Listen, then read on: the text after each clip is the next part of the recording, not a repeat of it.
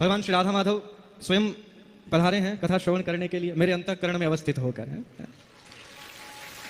और आप जानते ही हैं कि इस निम्बार्काचार्य पीठ पर जो आचार्य विराजमान होते हैं उन्हें किस नाम से संबोधित किया जाता है? उन्हें श्री जी के नाम से संबोधित किया जाता है।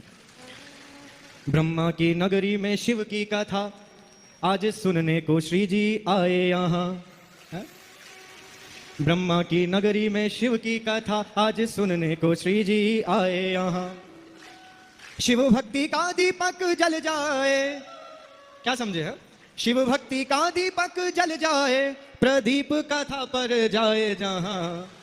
ब्रह्मा की नगरी में शिव की कथा आज सुनने को श्री जी आए यहाँ।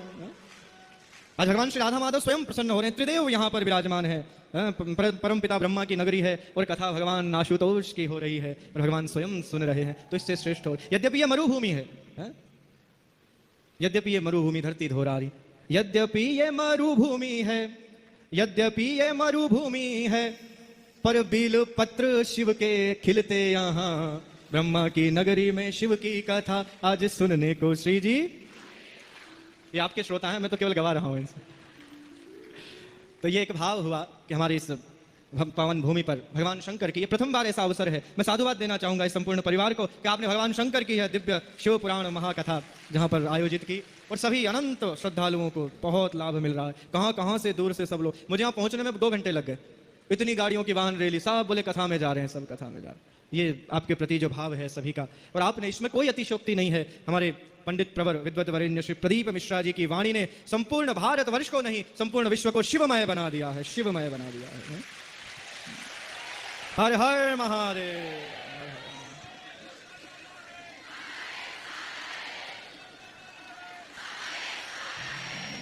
बहुत दिव्य भाव आप सभी का। कभी कभी कुछ लोग प्रश्न करते हैं मुझसे कि भगवान राधा कृष्ण की उपासना करने वाले, भगवान सीताराम को पूजने वाले, ये सब, ये उनको भगवान शंकर पर जल नहीं चढ़ाना चाहिए। ये इतनी अनभिज्ञता और मूर्खता का प्रश्न कभी कभी कुछ लोग कर लेते हैं। ये बिल्कुल मिथ्या है और ये भ्रांतियां फैलाई गई हैं केवल समाज को भगवत भक्ति के माध्यम से विभाजित करने के लिए। ऐसा कहीं नहीं है।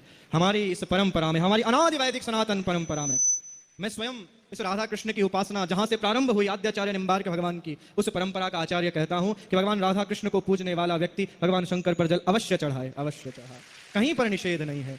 परस्पर दोनों भगवान एक हैं, भूत भावन भगवान, चाहे भगवान राम हो कृष्ण हो। अरे आप इतना विचार तो कीजिए, जब भगवान श्री राम को अपनी अर्धांगिनी सीता को प्राप्त करना होता है तो भगवान शंकर की आराधना करते हैं। भगवान शंकर उन ब्रजांगनाओं को, माता रुक्मणी को भगवान कृष्ण को प्राप्त करना होता है तो पराम्बा मां शक्ति की आराधना करती है, वो आराधना करती है। और जब भगवान भूत भावन आशुतोष, जैसा अभी सुंदर कथा चल रही थी, जब वो स्वयं संकट में आते हैं तो वो भगवान नारायण के समीप पहुंच जाते हैं। तो ये दोनों है, हरि और हर, दोनों में कभी कोई अंतर नहीं है, कभी कोई अंतर नहीं। दोनों समान है, दोनों समान, दोनों परस्पर एक दूसरे का ध्यान करते हैं। जब वो नर और नारायण साधना करते हैं तो भगवान शंकर का ध्यान करते हैं, और भगवान शंकर कैलाश में बैठे बैठे भगवान नारायण का ध्यान करते हैं। भगवान नारायण। और जितनी भी कथाएं हैं जो हम सब गाते हैं, चाहे वो भागवत हो, रामायण हो, चाहे वो कोई भी कथा हो, इन सभी कथाओं का उद्गम स्थल केवल एक है और वो कैलाश है, वो कैलाश है। सब लोग जानते नहीं तो इस तरह की बातें करते हैं।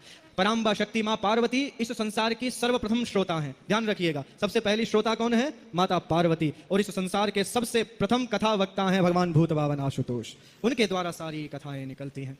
तो इसलिए कभी भी हर और हरि में तनिक भी अंतर ना समझें, खूब उपासना कीजिए। आपके आराध्य देव एक हो सकते हैं, आपके अधिष्ठात्री देवता एक हो सकते हैं, परंतु हमारे सभी भगवान की आराधना हमारी सनातन संस्कृति में आवश्यक है और करनी चाहिए। मैं आज इसीलिए इस मंच से संदेश देना चाहता हूं कि कोई भ्रांतियों में ना रहें। सदैव भगवान, श्रावण है, भगवान शंकर को खूब जल चढ़ाइए, खूब व्रत कीजिए, जो करना चाहें आप कीजिए। कोई कहीं कोई पर उसका कोई निषेध नहीं है, विधान है। और आज तो दिव्य इस परम पावन भूमि पर भगवान शंकर की दिव्य शिव पुराण कथा और सोमवार के दिन श्रवण करने को मिल रही है। इससे श्रेष्ठ जीवन में कोई अवसर नहीं। मैं व्यास स्वरूप हमारे परम प्रिय श्री प्रदीप जी मिश्रा जी से कहना चाहूंगा कि पुष्कर तीर्थ में तो सुंदर भगवान शिव पुराण की कथा हुई है। यथाशीघ्र जब भी समय होगा तो निम्बार्क तीर्थ में भी आपको भगवान को कथा सुनानी है।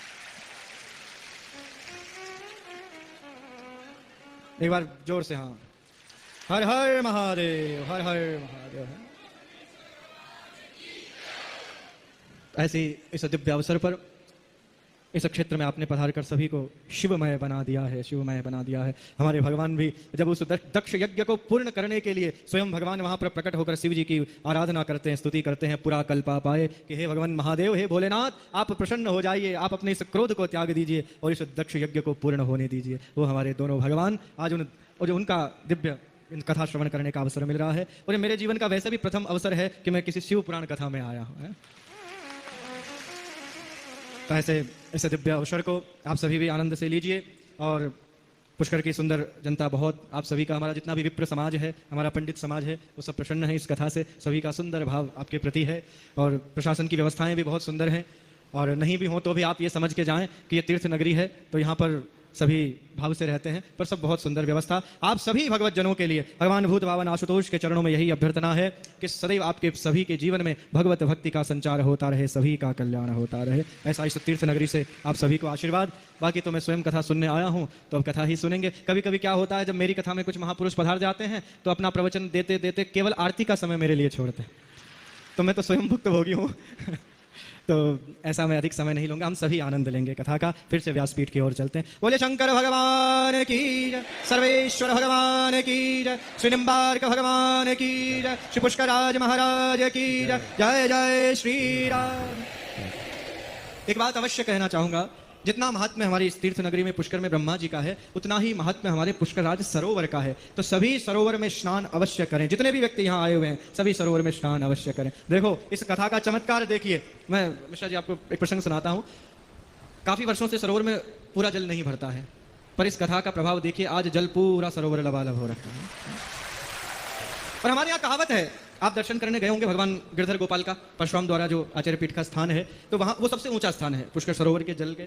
वहां तक हमारे पुष्कर वाले सब कहते हैं कि भाई परशुराम द्वारे की सीढ़ी तक जल पहुंच गया, इसका मतलब सरोवर भर गया, आनंद हो गया। तो ऐसा पूर्व में जब 4 वर्ष पूर्व आचार्य पीठ के द्वारा श्रीमद् भागवत यहाँ थी, तो उस समय 2 दिवस पूर्व सरोवर पूरा भरा था, और या फिर आज भरा है। ये वास्तविकता है कि नहीं? पुष्कर के सभी लोग बैठे हैं यहाँ पर। तो ये पुष्कर राज का भगवान ब्रह्मा जी ने, तीर्थराज पुष्कर ने आपकी इस दिव्य वाणी से प्रसन्न होकर इस जल सरोवर को जलाप्लावित कर दिया है, जलाप्लावित कर दिया। हर हर महादेव।